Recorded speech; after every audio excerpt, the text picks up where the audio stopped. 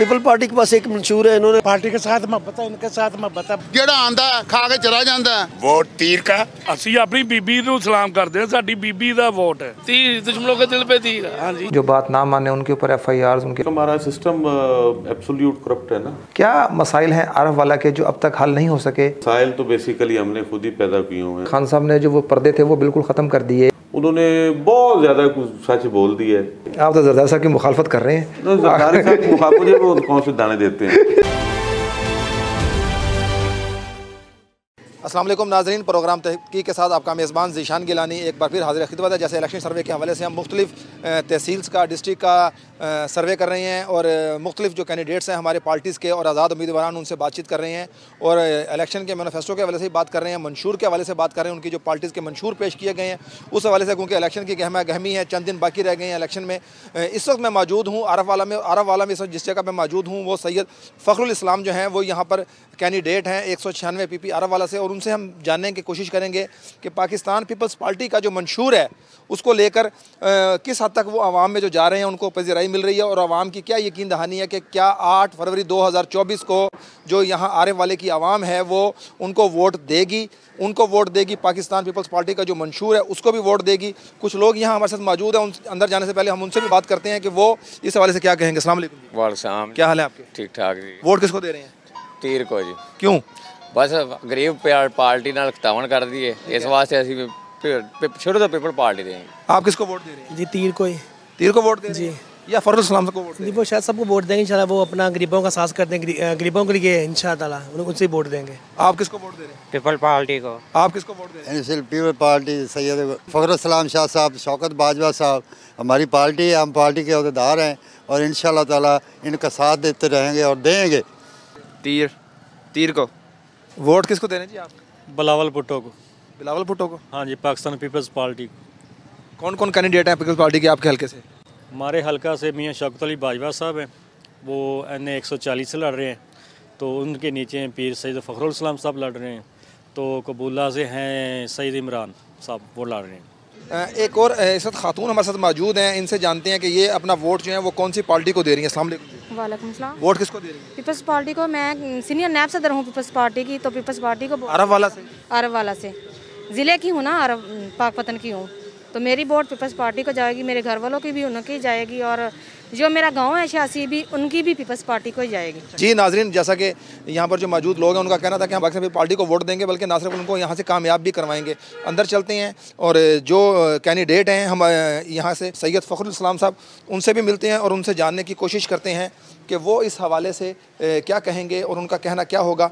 क्योंकि अगर बात की जाए पाकिस्तान पीपल्स पार्टी के हवाले से, तो पाकिस्तान पीपल्स पार्टी का जो मंशूर है कि आम आदमी को 300 यूनिट तक हम जो बिजली, बिलावल साहब बार बार अपने उसमें कह रहे हैं कि हम यूनिट फ्री देंगे, किसान कार्ड देंगे, स्टूडेंट कार्ड देंगे, और जो उन्होंने पहले भी 5 मरला भुट्टो साहब ने और 7 मरला बीबी ने जो प्लाट्स की यहाँ पर स्कीम दी थी गरीब आवाम के लिए, उस हवाले से भी बातचीत हुई।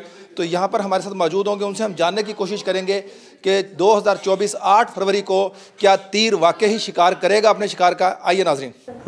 जी नाजरीन, इस वक्त मैं मौजूद हूँ आरफ वाला में। जैसा कि मैंने आपको बताया कि इस वक्त मेरे साथ जो मेरे गेस्ट मौजूद हैं सैयद फ़खरुल इस्लाम शाह साहब हैं। आप PP 196 से जो हैं वो उम्मीदवार हैं पाकिस्तान पीपल्स पार्टी के, और जैसा कि मैंने आपको पहले भी बताया कि 2024 8 फरवरी को जो हमारे जनरल इलेक्शन होने जा रहे हैं, चंद दिन बाकी हैं, इलेक्शन की गहमा गहमी अरूज पर है, तो उनसे जानने की कोशिश करेंगे। जैसा कि पूरे पाकिस्तान से आप देख रहे हैं कि मैं और मेरी टीम सर्वे करते हुए आ रहे हैं और इस वक्त हम आरफ वाला में मौजूद हैं और उनसे जानने की कोशिश करेंगे कि पहले नंबर पे कि आरफ वाला में जो है वो अक्सरियत कौन सी पार्टी की है, आया पाकिस्तान पीपल्स पार्टी, मुस्लिम लीग नून, तहरीक इंसाफ या कि कोई और जमात। क्योंकि अगर 2024 के इलेक्शन की बात करें तो जैसा मैंने पहले भी आप लोगों को बताया कि इस वक्त आज़ाद कैंडिडेट्स जो हैं उनकी तादाद ज़्यादा है बानिस्बत किसी पार्टी टिकट होल्डर्स के हवाले से, तो उनसे हम जानने की कोशिश करेंगे। और दूसरे नंबर पर यह भी जानेंगे कि वो सियासत में कब से हैं और क्या उनको लगता है कि इस वक्त पाकिस्तान और पाकिस्तान की जो गरीब आवाम इस वक्त महंगाई की चक्की में पिस रही है,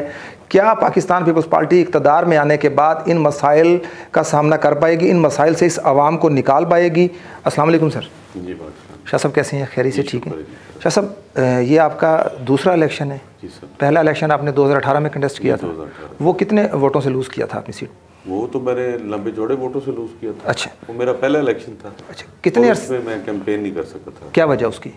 उसकी वजह मेरे वालिद साहब बीमार थे। अच्छा, उस वक्त मैं फाइनेंशियल क्राइसिस में भी था। ठीक है। तो मुझे शौक था कि मैंने इलेक्शन लड़ना है। फिर भी वोट मुझे इतना मिल गया था कि वो शायद मैं उसका भी हकदार नहीं था, लेकिन मुझे लोगों ने वोट काफ़ी कर दिया था। ठीक है। मैं तीसरे नंबर पे आ गया था। कोई खर्चा भी मैंने नहीं किया था, कोई मेहनत भी नहीं की। अच्छा, पाकिस्तान पीपल्स पार्टी से वाबस्तगी कब से है आपकी? सर ऑलमोस्ट 11 साल। 11 साल। भुट्टो साहब से हैं आप, या मोहतरमा से, जरदारी साहब से, या चेयरमैन बिलावल भुट्टो इस टाइम जो हमारे आपके यंग चेयरमैन जो हैं? सर जो किससे मुतासिर हैं? मेरी इंस्पिरेशन तो है मोहतरमा बेनज़ीर भुट्टो साहब। ठीक है। शहीद।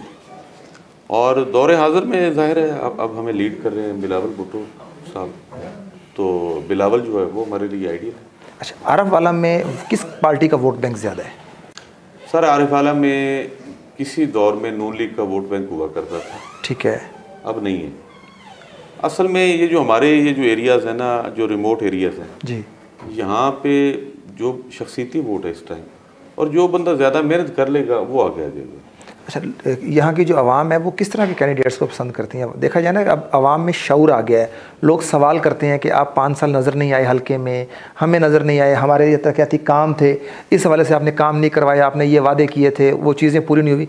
क्या लगता है यहाँ की आवाम जो है उनका क्या ज़्यादातर सवाल होता है? क्योंकि आजकल आप कैंपेन में जा रहे हैं, देख रहे हैं लोगों को, मिल रहे हैं लोगों से। नहीं, आरिफ आला का हल्का बेसिकली ये पढ़े लिखे लोगों का हल्का है। ठीक है। बाशऊर लोग हैं यहाँ पे रहते हैं, और वैसे भी ये जितने सिटीज़ हैं ना इर्द गिर्द सराउंडिंग में, पाकपतन, बावल नगर और इवन साहिवाल है, बूरेवाला है, उसकी निस्बत यहाँ पे क्राइम भी कम है और झगड़े भी कम है। ठीक है। यहाँ के लोग ज़्यादा सुलझे हुए हैं। तो ये लोग सिर्फ यही चाहते हैं कि जो बंदा है ना करप्ट ना हो, इन्हें साफ़ सुथरा बस आदमी चाहिए। ये आपके जो डिस्ट्रिक्ट है, ये साथ ही बिहाड़ी, वहाँ पे अगर जाते हैं तो वहाँ पर तो जो सियासत है वो तो थाना कचहरी की है, रेवेन्यू की है। वहाँ पर तो जो वोट ना दे उसके ऊपर पर्चे, जो बात ना माने उनके ऊपर FIRs, उनके प्रॉपर्टीज़ के इशू। तो यहाँ पर ऐसा क्या वजह है सच के? ज़्यादा लोग पढ़े लिखे हैं, शऊर रखते हैं, इस वजह से, या इसकी कोई रीज़न? नहीं, माफिया तो हर जगह ही है। वो तो एक हमारा सिस्टम एब्सोल्यूट करप्ट है ना, तो ये सारी इन चीज़ों की पेनिट्रेशन है। लेकिन लोगों में एक आ गई तो है ना, लोग कहते हैं हम खुद जैसे भी हों, लेकिन हमारा लीडर है वो साफ़ सुथरा हो, अच्छा हो। क्या देख रहे हैं 2024 का जो इलेक्शन है, उसको किस नज़रिए से देख रहे हैं आप? क्या लगता है आपको कि क्या इस दफ़ा जो इलेक्शन होने जा रहे हैं फ्री एंड फेयर होंगे? इलेक्शन तो सर फ्री एंड फेयर ही होंगे। इलेक्शंस में कोई ऐसी कोई रेगिंग वाला तो कोई चक्कर है नहीं। ठीक है। इलेक्शन फेयर होंगे, लेकिन ये इलेक्शन है ना, ये सिमत एक तय करेगा मुल्क की। लेकिन आपके चेयरमैन तो बार बार कह रहे हैं कि किसी को चौथी बार वज़ीर-ए-आज़म बनाने के लिए फुल कोशिश की जा रही है। सर मेरे चेयरमैन साहब जो बात कर रहे हैं उनकी देखें, वो ऊपर जाके माइट भी वो ये सोच रहे होंगे कि जब सीटें ज़्यादा जो पार्टी जीतेगी या कम जीतेगी तो आगे जो कोलेशन गवर्नमेंट आएगी, तो शायद उस नज़रिए के ऊपर वो जाके ये बात कर रहे हैं कि ज़बरदस्ती शायद नवाज शरीफ साहब को प्राइम मिनिस्टर बना दिया जाएगा। वो ऊपर की वो डील वील वाली। आरिफ वाला में तीर शेर का शिकार करेगा? ये पॉसिबिलिटी है। कितने % चांसेस हैं इसके? सर असल में वोटर सीधी सी बात है, अभी तो फैसला ही नहीं कर रहा। ठीक है। कंफ्यूज है। तो बहुत सारी चीज़ें जो इल्म गैब अल्लाह की ज़ात के पास है, लेकिन अच्छी वाइब्स आ रही हैं कि आरिफ वाला में इंशाल्लाह PP 196 में रिज़ल्ट अच्छा मिलेगा इंशाल्लाह। मतलब सरप्राइज़ होगा बिलावल साहब के लिए भी और जरदारी साहब के लिए भी कि अगर यहाँ काम किया जाए तो उसका आउटकम अच्छा आता है। क्या मसाइल हैं आरिफ वाला के जो अब तक हल नहीं हो सके, जो लगता है आपको कि उसको इलेक्शन में आप जीतें और जीत के असम्बली में जाने के बाद आप और आपके MNAs वो फौरी तौर पे इन हल्के के जो मसाइल हैं उनको फौरी तौर पे हल किया जाए? सर मसाइल तो बेसिकली हमने खुद ही पैदा किए हुए हैं, बीइंग सोशल एनिमल। बेसिकली टकराव तो सोसाइटी का खुद में ही होता है, कॉन्फ्लिक्ट ऑफ इंटरेस्ट है, उस वजह से लोगों की ज़िंदगियों में जो है ना वो मैस पैदा हुआ है। बाकी गवर्नमेंट का देखे काम, असल तो बात ये है कि कुछ चीज़ों में सब्सिडाइज़ करना चाहिए। जैसे बिजली बहुत ज़्यादा महंगी हो गई है, या यूटिलिटी के बिल्स हैं वो बहुत ज़्यादा हैं, या राशन है वो ज़्यादा है, वो बहुत महंगा हो गया। बाकी असल तो ये सैनिटरी वर्क्स हैं, सफाई सुथराई होती है, शहर की मेंटेनेंस होती है, देहातों में भी सेम यही चीज़ें हैं। साफ़ पानी आप पीने का लोगों को दे दें, एजुकेशन जो है सेक्टर उसमें ज़रा बेहतरी पैदा कर दें तो उससे सोसाइटी ग्रूम कर जाती है, चीज़ें ठीक हो जाती हैं। बेसिकली ये आपका ये जो ऊपर वाले जो लीडरशिप है ना उसने ये काम नहीं करना है, जो नीचे जो लोग हैं ना उन्होंने जवाब देना होता है। तो अगर वो लोग फेयर हो जाए तो चीज़ें काफ़ी ठीक हो जाएंगी। देखें, जो सूबाई असम्बली हो या नेशनल असम्बली हो, उन मेम्बरान का काम तो कानून साजी करना होता है। आपको नहीं लगता कि अब हमें इन गलियों ये जो रोडों की सियासत से निकल के अपने हलके की आवाम के लिए कानून साजी, कोई मेगा प्रोजेक्ट्स पे काम करना चाहिए जो अवामी लीडर्स हैं? सर कानून साजी आप क्या करेंगे? देखें ना, आपके एक तो वो 80% तो आपके अनपढ़ लोग होते हैं जो असम्बली में जाते हैं, ठीक है। नंबर 2, अब या तो आप जो बलदियाती निज़ाम है उसको लाएं, वो भी आप नहीं लाते हैं। तो अगर हम ये काम भी ना करें जो डेवलपमेंट के हैं तो फिर बलदियाती निज़ाम आप ले आएं, उसको फेयर एंड फ्री कर दें। अलमिया ये है कि अगर इस किक बैक्स ना हो और ये आप काम निकाल दें डेवलपमेंट वाले तो कोई बंदा MP में लड़ेगा ही नहीं। यहाँ तो करप्शन करने के लिए लोग आते हैं, ठीक है। तो क्यों आप चार सारा ख़त्म करना चाह रहे हैं MP ने? उन बेचारों ने तो करप्शन करनी है और इतना पैसा कमाना है। अगर वही नहीं होगी तो क्या करेंगे वो इलेक्शन लड़के? वो उन्हें क्या ज़रूरत है कानून साजी यहाँ का, वो करके क्या करेंगे? नाज़रीन, बड़ी अच्छी बात की है शाह साहब ने कि कानून साजी करेंगे पढ़े लिखे लोग, लेकिन बदकिस्मती हमारी ये कह लें कि हमारी जो असम्बलीज़ में मेम्बरान बैठे हैं हमारे, खा वो सूबाई असम्बली के हों या नेशनल असम्बली के, वो जब पढ़े लिखे नहीं होंगे तो वो कानून साजी अपने हलके की या पाकिस्तान की आवाम के लिए क्या करेंगे। यहाँ पर वक्त हुआ एक ब्रेक का, ब्रेक से वापस आएँगे और मज़ीद उनसे गुफ्तगू का सिलसिला यहीं से जारी रखेंगे। वेलकम बैक नाजरीन। ब्रेक पे जाने से पहले जैसे शाह साहब से हमारी बात हो रही थी, शाह साहब ये बताएं 8 फरवरी को जो इलेक्शन होने जा रहा है, इसमें आपको लगता है कि ये हमारे मुल्क पाकिस्तान की जो आवाम जो इस कर्ब से गुजर रही है, इस तकलीफ़ से, महंगाई के तूफ़ान से, इसको निकाल पाएंगे? जी इंशाल्लाह। असल में ये एक डायरेक्शन है, ये जो इलेक्शन है ना जी। देखिए कोई भी एक्शन है उसका रिएक्शन होता है, वो जो भी आए रिएक्शन, एक तो उसे हमें एक्सेप्ट करना चाहिए, ठीक है। और तो एक नई एक तरह समझ लें कि मॉडिफाइड एक चीज़ आ जाएगी सिस्टम में, उसके ऊपर जाहिर है कुछ ना कुछ हम इन्हिसार करेंगे तो एक नई डेवलपमेंट होगी और होपफुली उसमें चीज़ें अच्छी होना शुरू हो जाएंगी। क्योंकि टाइम लगेगा, टाइम टेकिंग इतना कोई टाइम नहीं लगता। देखिए गाड़ी कोई भी ख़राब होती है ना तो जब बंद हो जाती है तो फिर उसका अल्टरनेट यही होता है कि फिर वो वर्कशॉप पे जाती है तो मेंटेन हो जाती है और गाड़ी रोड पे चलती है। बिलावल साहब जो कह रहे हैं कि 300 यूनिट देंगे गरीब आदमी को, किसान कार्ड देंगे, स्टूडेंट कार्ड देंगे, इस वक्त जो हमारी मैशत की कंडीशन है उसमें ये सारी चीज़ें पॉसिबल हैं? IMF के सर पे हम चल रहे हैं, किस तरह मिले? तो अब ये तो बिलावल साहब से आप ये तो सर आप वर्कर हैं उनके, ज़ाहिर सी बात है आपके चेयरमैन है वो। सर देखिए मेरी आप गुजारिश सुने कि असल में हमारे ऊपर बर्डन तो है IMF का जी। अच्छा हो सकता है जी मेरा लीडर है, बड़ा स्वीट सा लीडर है, बड़ा पढ़ा लिखा है, इंटरनेशनल वर्ल्ड के साथ तो वो चलना जानता है, वो उनकी फैमिली ऐसी, हो सकता है कि वो इतनी काइंडनेस में कोई ऐसे कोई रिलीव्स ले लें सोसाइटी के लिए। अभी वो साबिक वफाकी वज़ीर ख़ारजा भी रह चुके हैं, ज़ाहिर सी बात है, वो हो सकता है कि वो ये चीज़ें मनवा सकें। जैसे टेबल टॉक होती थी तो सबसे बड़े माहिर जो कायद आज़म रहमतुल्लाह अलैह थे, टेबल टॉक वो कभी नहीं हारते थे। Same as it is Zulfikar Ali Bhutto मरहूम शहीद, वो भी टेबल टॉक के माहिर थे। माइट भी टेबल पे बैठ के ये बाप बेटा जरदारी साहब और बिलावल भुट्टो जरदारी साहब कुछ चीज़ें ऐसी पैकेज लेके आ जाएं, जैसे बेनज़ीर इनकम सपोर्ट जो प्रोग्राम है वो भी मोहतरमा लेके आएंगे जी। डबल कर दिया अब तो वो कह रहे हैं तो उसको मेरेकल्स तो होते हैं। इसमें ये क्वालिटी तो है इस लीडरशिप में कि ये हट के काम करते हैं जो लोगों की तवक्को में नहीं होता, ये कर जाते हैं। अच्छा, लोग अब हल्के में आप जा रहे हैं, लोगों को अवेयरनेस आ गई है बनिस्बत पिछले जो 76 साल गुजरे हैं हमारे? इस दफ़ा सोशल मीडिया, सिर्फ पार्टी का नहीं क्रेडिट जाता है, सोशल मीडिया चीज़ें जो हुई हैं उससे वोटर्स जो हैं उसमें शऊर आ गया, अवेयरनेस आ गया। सर वोटर में तो शऊर बहुत ज़्यादा है। शऊर मतलब एक शऊर होता है, शऊर से आगे हम चले गए। ठीक है, मतलब कितना आगे चले गए? बहुत आगे चले गए। इस कौम को शऊर ज़्यादा दे दिया गया है। देखिए हमें ना वो सोशल मीडिया ने दे दिया या एक पार्टी ने दे दिया? ना, सोशल मीडिया ने ये असल में ये गलती की है खान साहब ने, इमरान खान साहब ने। उन्होंने पर्दे बेतहाशा उतार दिए। तो अल्लाह ताला की ज़ात भी फरमाती है कि चीज़ों को पर्दे में रखें। जब आप वो पर्दा उठा देते हैं ना किसी चीज़ का तो वो नंगी चीज़ें हो जाती हैं। वो तो जरदारी साहब ने भी किया था अपने दौर में, उन्होंने कहा था इस हम में सारे नंगे हैं।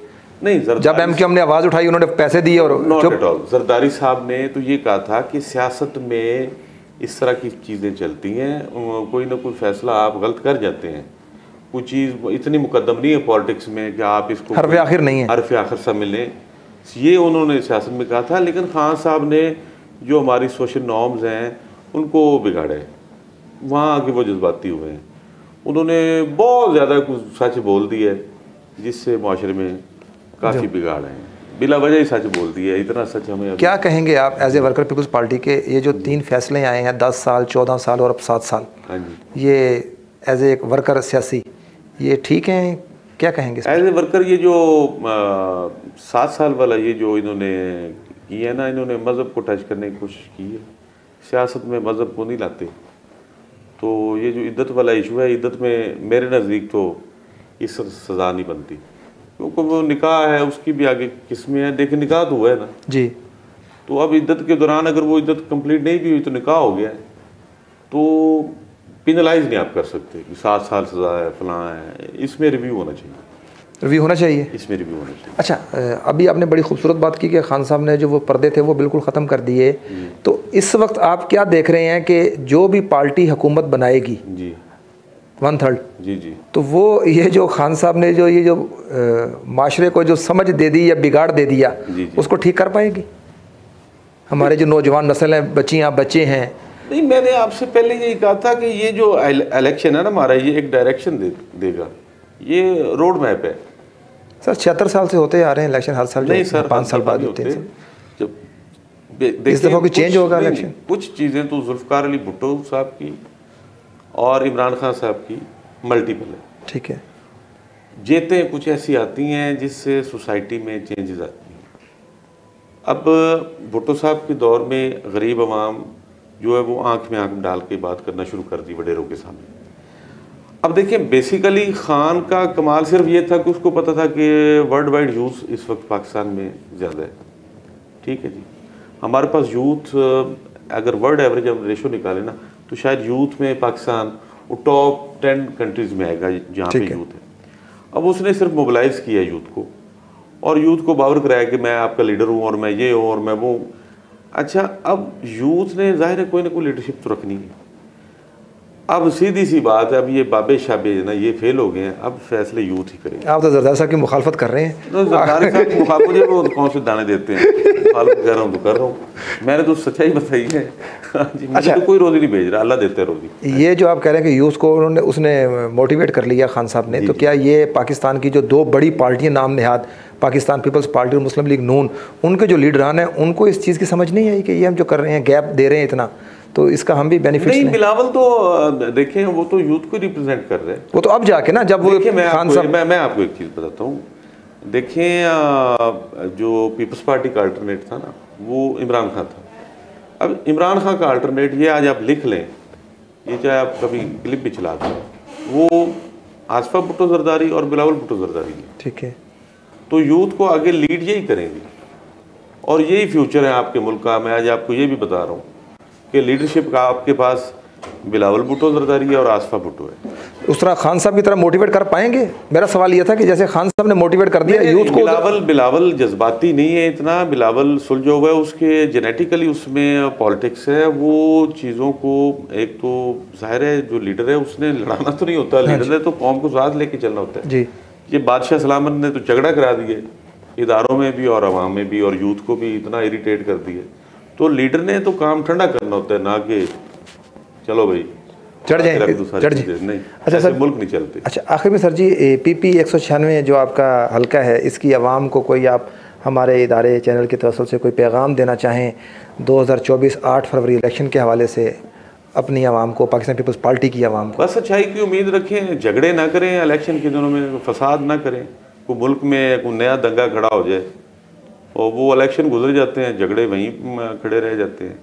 और अच्छाई की तवक्को रखें, इंशाल्लाह अल्लाह ताला जो करेगा बेहतर करेगा, जैसा मुंह होगा वैसी चपेट होगी, सीधी सी बात। शाह साहब बहुत बहुत शुक्रिया। नाज़रीन, बड़ी अच्छी गुफ्तगू की शाह साहब ने हमारे साथ। उन्होंने बताया कि सबसे पहले तो जो आने वाला जो मुस्तकबिल है उसमें जो लीड करेंगे वो बिलावल और आसफा, को देख रहे हैं वो, और उसके साथ उनका ये भी कहना था कि इलेक्शन गुजर जाएंगे लेकिन हम जो लड़ाई झगड़े करेंगे आपस में, दोस्त हों, रिश्तेदार हों, कोई भी हो, वो झगड़े हमारे चलते रहेंगे, लेकिन हमने इस इलेक्शन में एक दूसरे के साथ लड़ाई झगड़े नहीं करने, और कोशिश करें कि जो आपके वोट का इस्तेमाल है वो आप सही करें, क्योंकि वोट आपके पास एक अमानत है, और अमानत जो है वो आपको चाहिए कि आप सही हकदार के पास पहुँचाएँ। एक नए मेहमान के साथ दोबारा मुलाकात होगी, तब तक अपने मेज़बान ज़ीशान गिलानी को इजाज़त दीजिए। अल्लाह ने के पास।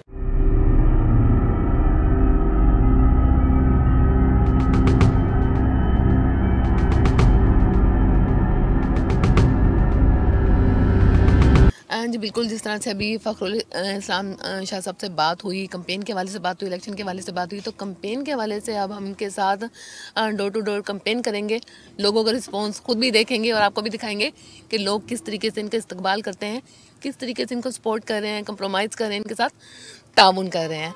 तो अब इनके साथ हम निकलेंगे डोर टू डोर कंप्लेन में इनके इलाके में। अच्छा सर, क्या समझते हैं, कितने दिन हो गए आपको कंपेन करते हुए? मुझे कैंपेन करते तो बेसिकली जो पॉलिटिकल वर्कर होता है वो तो फील्ड में ही रहता है, लेकिन 1 साल से हम काफ़ी ज़्यादा एक्टिव हैं और कैंपेन करते ऑलमोस्ट हमें 1 माह हो गया है।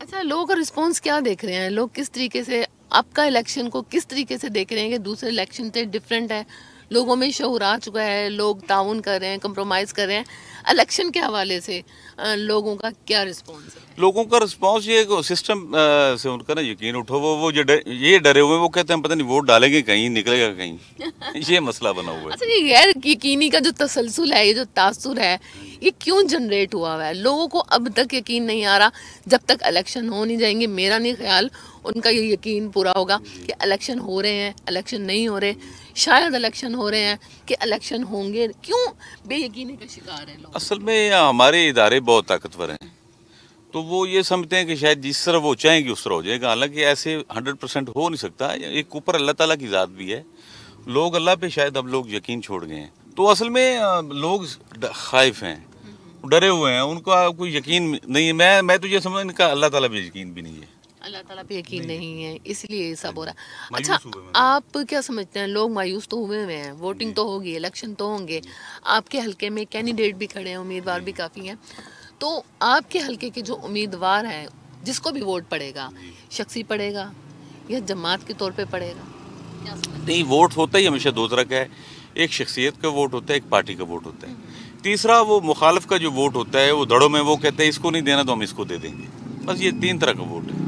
अच्छा, हमारे जो उम्मीदवार हैं, जो सियासतदान हैं, उनको किस तरीके से देखते हैं कि किस तरीके की सियासत कर रहे हैं, या सियासत है क्या, एक्चुअल में सियासत करनी कैसे चाहिए? एक्चुअल में अगर सियासत की तारीफ करने को मैं आपको कहूँ तो क्या कहते हैं, क्या होगा? ये सियासत बेसिकली ये तो सोशल वर्क है, आपको सोशल वर्कर होना चाहिए, सोसाइटी के जो मसाइल हैं बेसिकली उनको आपने हल करना आता है। अब यहाँ नेगेटिव काम चल रहा है कि सियासत में लोग आके तो नेगेटिविटी में जाते हैं और करप्शन करते हैं, इस वजह से लोग जो ना थोड़े से फेड अप हैं। शायद ये या तो ये जो डेमोक्रेसी वाला जो सिस्टम है इसको रोल बैक करके तो अबे प्रेसिडेंशियल सिस्टम में जाना चाहिए, तो या इसमें हम लोग ज़रा अच्छे चुन के आगे लें।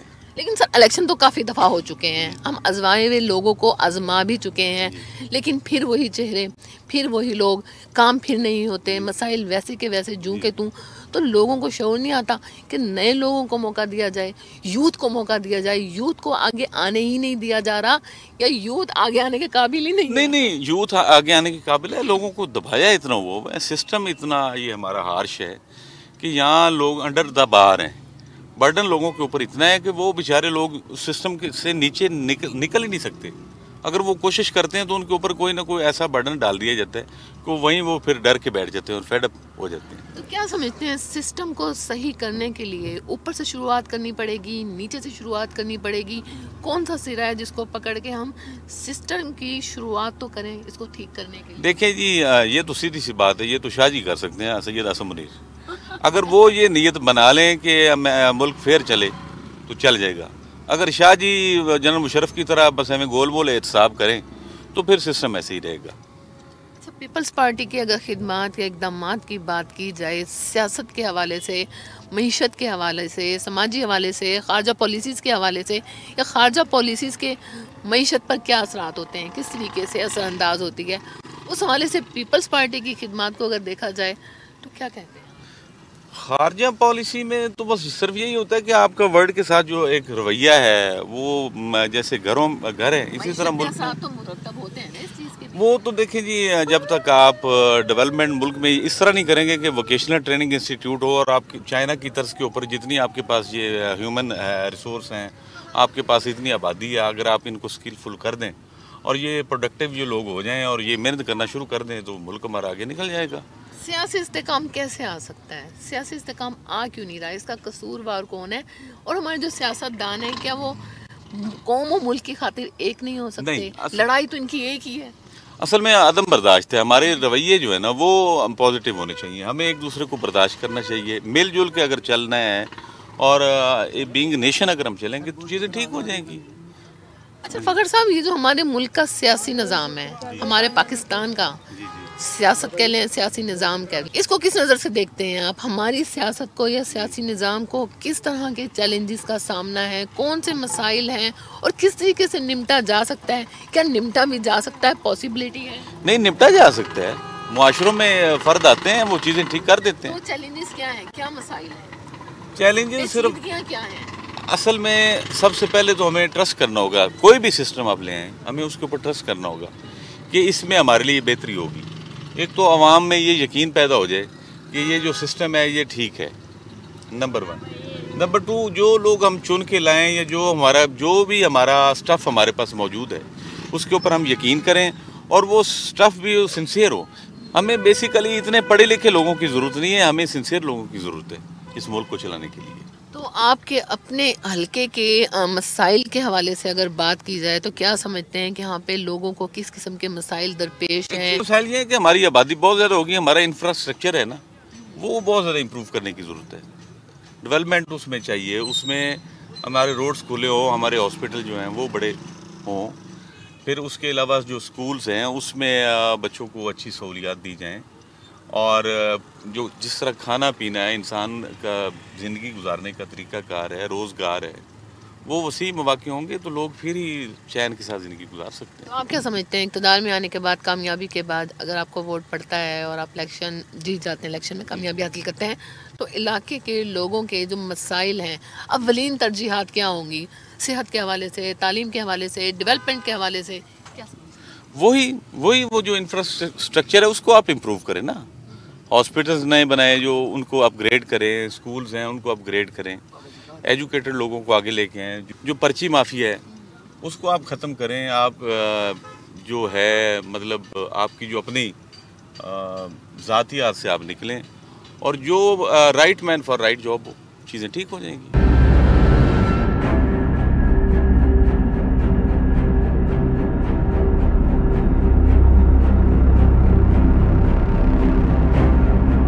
पहुंच चुके हैं और यहाँ पे फ़खरुल इस्लाम साहब अब डोर टू डोर मतलब सबसे मिलेंगे, दुकानदारों से मिलेंगे, कैंपेन करेंगे। तो देखते हैं कि किस तरीके से दुकानदारों से मिलते हैं, इनका इस्तकबाल किस तरीके से होता है, क्या यहाँ से रिस्पॉन्स आता है, लोगों का रद्द-ए-अमल क्या है और ये किस तरीके से लोगों से बात करते हैं, उन्हें ब्रीफ करते हैं। किसको वोट देने जा रहे हैं? हम वोट पीपल पार्टी को दे देंगे। पीपल्स पार्टी को। हल्का कौन सा है आपका? हमारा हल्का जो भी हल्का 196 है। और 196 से कौन कंटेस्ट कर रहा है? इनके साथ कॉन्टेक्ट कर रहे हैं वो नईम इब्राहिम है, पीर फ़खरुल इस्लाम साहब पाकिस्तान पीपल पार्टी। फ़खरुल इस्लाम साहब को वोट देने की क्या वजह है, क्यों वोट दें? उनके पास एक मंशूर है, पीपल पार्टी के पास एक मंशूर है, इन्होंने लोगों को जीने का हक दिया है कि अपना हक छीनने का भी बताया भी कैसे अपना हक लिया जाता है। मुतमईन है? हाँ जी, हम मुतमईन हैं इनकी माजी की कारकर्दगी से मुतमईन है। सन 72 से लेके अब तक जितना भी हुआ है पाकिस्तान में, अगर कोई गरीब का साथ दिया है तो वो पाकिस्तान पीपल पार्टी। वोट फ़खरुल इस्लाम साहब की वजह से? पीर फ़खरुल इस्लाम साहब को वोट देंगे, डंके की चोट पे देंगे। वोट किसे जानते हैं? बिलावल भुट्टो को। बिलावल भुट्टो को। आपके हल्के से कौन उम्मीदवार है? शौकत बाजवा से मियां साहब। फ़खरुल इस्लाम साहब को वोट दे रहे हैं? हाँ जी, बिल्कुल। क्या वजह है वोट देने की? मोहब्बत है सानू, पार्टी के साथ मोहब्बत है, इनके साथ मोहब्बत है, भाई है साडे। मोहब्बत है, मुतमईन है? हाँ जी बिल्कुल, इंशाल्लाह ताला जी। हाँ जी, पीर साहब को देंगे जी। जी भुट्टो। क्या वजह है, क्यों उन्हें वोट देने जा रहे हैं? क्यों जी, सारे नूं जमा लिया जी, हुण पीर साहब नूं जमावांगे इंशाल्लाह ताला। ਇਹ ਸਾਡੇ ਹਰ ਵਾਲੇ ਵਾਸਤੇ ਕੋਈ ਬਿਹਤਰ ਸੋਚਣਗੇ, ਜਿਹੜਾ ਆਂਦਾ ਖਾ ਕੇ ਚਲਾ ਜਾਂਦਾ असा बस नारे मारते ही रह जाते हैं। इंशाल्लाह ताला असा इन्होंने पीर साहब को वोट देनी है। वोट तीर का, बेनज़ीर का। आपके हल्के से किसका है? मैं by birth Pakistan Peoples Party related आदमी हूँ। 196 से कौन लड़ रहा है?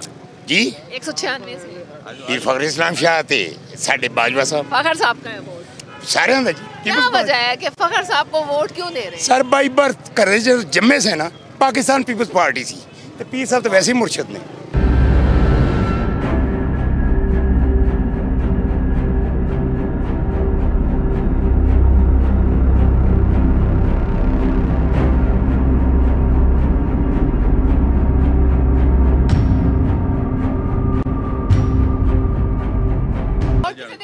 वोट जी ये मेरे प्यारे साथी हैं, हमारे महल्लेदार भी हैं, हमारे बड़े चाहने वाले भी हैं। वोट पीर साहब को दें। अच्छा, इनको वोट देने की क्या वजह है कि मोहल्लेदार हैं? नहीं, ये मेरे प्यारे जी हैं ये वाले, इनसे इस वजह से वोट दे रहे हैं। यानी इनसे तवक्का जो वाबस्ता है क्या समझते हैं? इंशाल्लाह इंशाल्लाह इंशाल्लाह पूरी करें।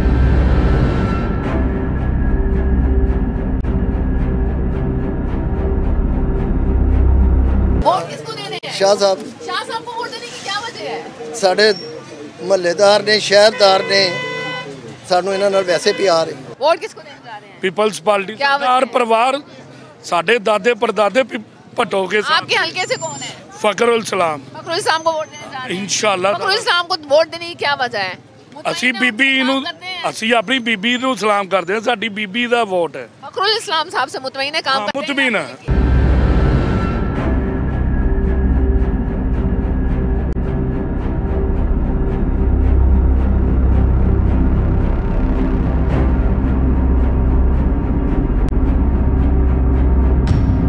वोट किसे देने जा रहे हैं? इंशाल्लाह people party ji. Peoples party. आपके हल्के से कौन है? इंशाल्लाह जी अपना फखरुल साहब फखरुल इस्लाम साहब। इंशाल्लाह साहब। क्या निशान है इनका? तीर तीर दुश्मनों के दिल पे तीर। हाँ जी हाँ जी। क्यों दे रहे हैं फखरुल इस्लाम साहब? नहीं जी जरा अपना बिलावल भुट्टो साहब है जी, इनका माशाल्लाह प्रोग्राम बहुत अच्छा हुआ। फखरुल इस्लाम साहब के बारे में क्या ये नौजवान ने कहा था जी माशाल्लाह साड़ी क्या देगी माशाल्लाह इंशाल्लाह इंशाल्लाह।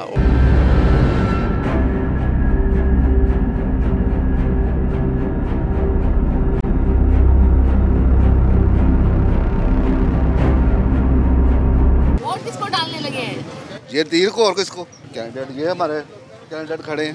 वोट डालने की क्या वजह है? इनके अंदर ऐसी क्या ਅਸੀਂ ਇਹਨਾਂ ਦੀ ਕੁਆਲਿਟੀ ਕੋਈ ਨਹੀਂ ਅੱਜ ਤੱਕ ਸ਼ੁਰੂ ਤੋਂ ਆਪਣਾ ਨਾ ਪੀਪੀ ਨੂੰ ਵੋਟ ਪਾ ਰਹੇ ਹੈਗੇ ਜੇ ਆਪਣਾ ਅਸੀਂ ਵੋਟ ਦੇਣਾ ਜੇ ਇਹਨਾਂ ਨੂੰ ਬੇਨਜ਼ੀਰ ਨੂੰ ਇਹਨੂੰ ਵੀ ਨਹੀਂ ਦੇਣਾ ਬਰਾਵਲ ਨੂੰ ਵੀ ਨਹੀਂ ਦੇਣਾ ਅਸੀਂ ਭੁੱਟੋ ਨੂੰ ਵੋਟ ਦੇਣਾ ਤੇ ਬੇਨਜ਼ੀਰ ਨੂੰ ਵੋਟ ਦੇਣਾ। अपने कैंडिडेट से मुतमईन है? ਮੁਤਮਨ ਹੈ ਜੀ ਮੁਤਮਨ ਹੈ ਇਨਸ਼ਾਅੱਲਾ। ਇਹ ਤਾਂ ਪਵਾ ਜਾਣਾ ਤੀਰ ਦਾ ਨਿਸ਼ਾਨ ਜਿਹੜਾ ਜੇ ਇਹਨੂੰ ਹਾਂਜੀ ਇਹੀਓ ਕਾਫੀ ਹੈਗਾ ਜੇ।